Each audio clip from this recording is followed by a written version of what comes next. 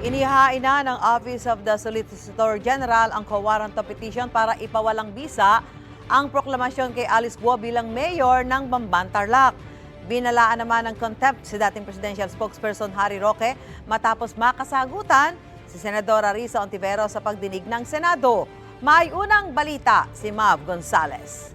Ng dokumentong yan. Actually, Pag as wala I said po yan, earlier, hindi po siya po No, pwede. excuse Ma'am, me. excuse me No, kasi excuse me, Attorney Roque. I'm sorry, madam, but Yes, I am a it's all resource right. person invited. Yes, you are. I was Wait. asked Let me to finish. answer. Yes, you Hindi ko po already answered in maintindihan, excess. Kapag gusto niyo Sandali akong po. tumigil, papatigil niyo ako pag ako nag-explain. Yes. I thought we were engaged in Attorney. the search for the truth. Attorney Roque, please be reminded to respect the chairperson. One more, I and apologize. I will cite you in contempt. Mainit ang sagutan ni Senate Committee on Women Chair Senadora Risa Ontiveros at Attorney Harry Roque sa kanyang pagharap sa pagdinig ng Senado tungkol sa mga pogo. Let us be fair because you have been insinuating I am a lawyer for Lucky South. That is why... Excuse me, the chair has not been insinuating anything. The chair and the members of the committee have been asking questions based on the testimonies, sworn testimonies. Ipinatawag si Roque sa pagdinig matapos madawit ang pangalan niya sa niraid na Lucky South 99 Pogo Hub sa Porac, Pampanga. Itinanggi ni Roque na abogado siya ng Lucky South 99. Ang kliyente raw ni Roque ang Whirlwind Corporation na may-ari ng lupang kinatitirikan ng Pogo Hub. Tinanong din si Roque tungkol sa paglutang muli ng kanyang pangalan kaugnay ng bahay sa Tuba, Benguet kung saan inaresto ang dalawang dayuhang konektado umano sa Pogo sa Bamban, Tarlac, ang bayan ni suspended Mayor Alice Guo. One of those apprehended in the Tuba Benguet home is actually a wanted fugitive in China. The Cambodian passport held by the man is fake. He has already defrauded 100,000 people. Inamin ni Roque na isa siya sa mga may-ari ng kumpanya kung saan nakarehistro ang tinarget na bahay. Tiniran ko po yan nung ako po'y umalis ng gobyerno. Hindi ko po dinideny that, that is a house that I have an interest in. I have lived in the house. Ang sinasabi ko lang po, pinaupahan po yan. And possession is now with the lessee. Ayon kay Roque, ang umuupa raw sa bahay ay isang Chinese national na legal na nasa bansa at ang lalaking inaresto ng Bureau of Immigration ay partner ng umuupa. Nais ko po makita talaga kung ano yung ebidensya na yung lalaking yon ay involved sa banban. Dahil kung hindi naman po, talagang meron pong concerted effort na iling ako dito sa mga pogo, na akin namang itinatanggi po. Humarap din sa Senado si Nancy Gamo, ang accountant ni Alice Guo. May indicators talaga ng pagiging shell companies lamang.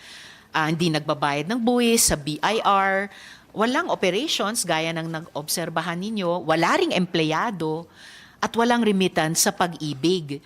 So, hindi nyo rin po ba naisip yon na medyo problematic? Hindi po, kasi ang concern ko lang naman po yung hanap buhay ko na mag-rehistro, mag-process ng dokumento. So, it's not my obligation to assess or evaluate or whatever.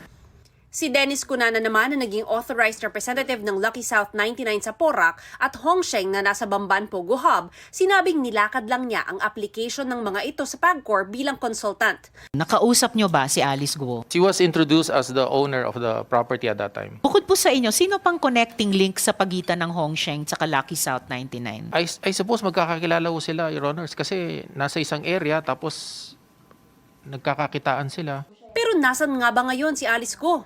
Some sightings in Bulacan. However, Sightings lang. sightings lang po. Kamukha lang niya. However, when the team went to the possible locations of the sightings, ay as of now, malalaman po natin na wala naman pong nahuli. If you cannot arrest her within a month, baka maapekto ng budget ninyo. Noted po. Inihain na ng Solicitor General ang co-warrant of petition laban kay Guo para ipawalang bisa ang proklamasyon sa kanya bilang alkalde. Sa petisyon ng Solicitor General, iisang tao lang daw, sina Alice Leal Guo at si Guo Waping batay sa kanilang fingerprints na sinuri ng NBI.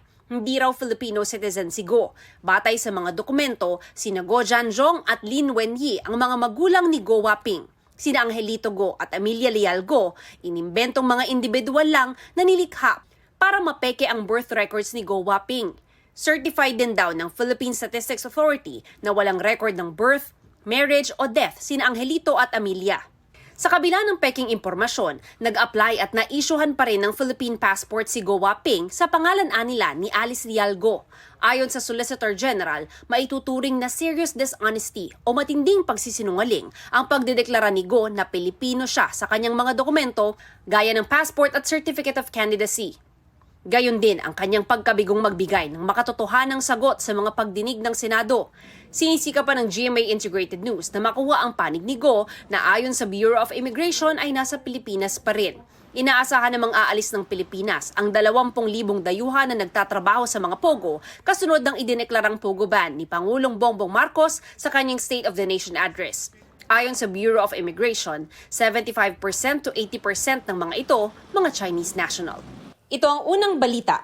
Mav Gonzalez para sa GMA Integrated News.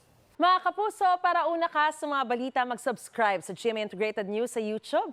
Sa mga kapuso abroad, subaybayan niyo po kami sa GMA Pinoy TV at sa www.gmanews.tv.